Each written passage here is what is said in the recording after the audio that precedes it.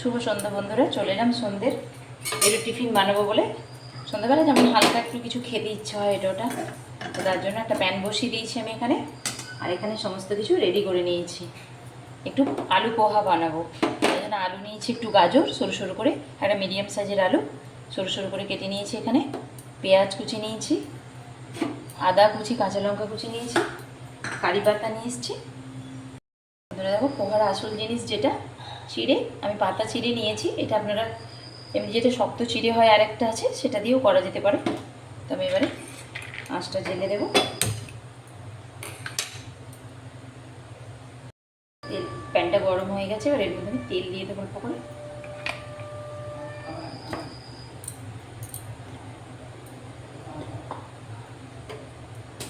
কেটে ধুয়ে রাখা আলু গাজরগুলো দিয়ে দেবো।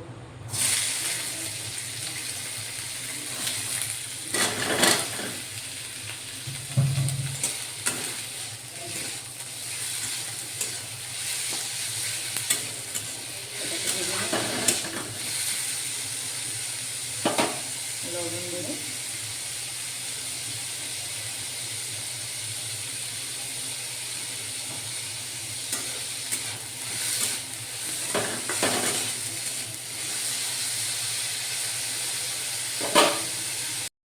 আলু আর গাজরটা ভাজা ভাজা হয়ে গেছে। এবার এর উপর আমি বাদামগুলো আমি আগেই ভেজে নিয়েছিলাম, সেগুলো দিয়ে দিচ্ছি। ভাজা ভাজা ভেজে সঙ্গে দেবো পেঁয়াজ, কুচিয়ে রাখা পেঁয়াজটা দিয়ে দেবো। আর দেবো এখানে আছে আদা কুচি, কাঁচা লঙ্কা কুচি, কারি পাতা। আমি একটু অল্প ধনে পাতাও দেবো, এদের পোহার টেস্টটা আরও ভালো হয়। এগুলো সব হালকা নাড়াচাড়া করে নেবে।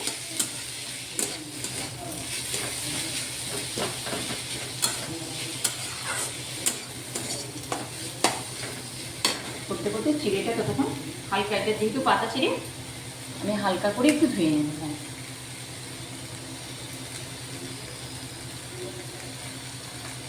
জলটা সেটা ফেলে দেবো, হালকা নাড়াচাড়া করে।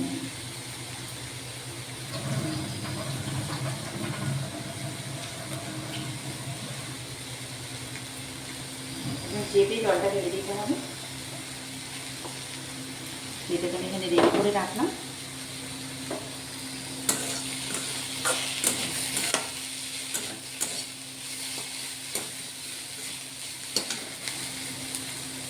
এগুলো সমস্ত রেডি হয়ে গেছে। আমি এবার এর উপরে চিড়েটা আমি দিয়ে দেবো।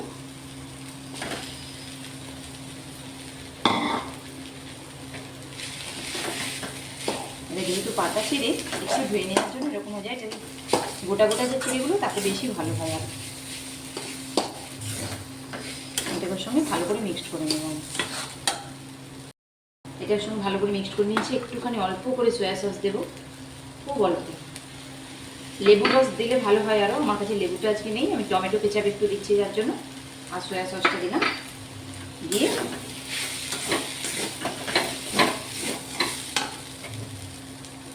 বন্ধুরা দেখো, শেষে একটু ঘি দিয়ে শেষ ফিনিশ করে দেবো এটাকে আমি।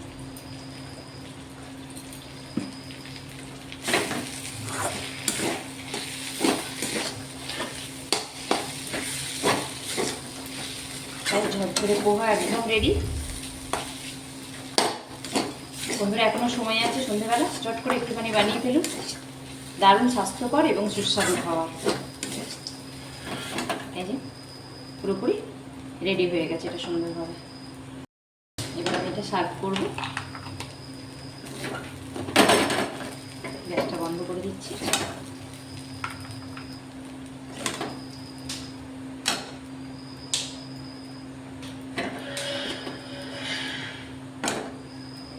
বন্ধুরা, সন্ধ্যেবেলা টিফিন হিসেবে, হালকা ফুলকা খাবার হিসেবে একদম সুন্দর পোহা রেডি।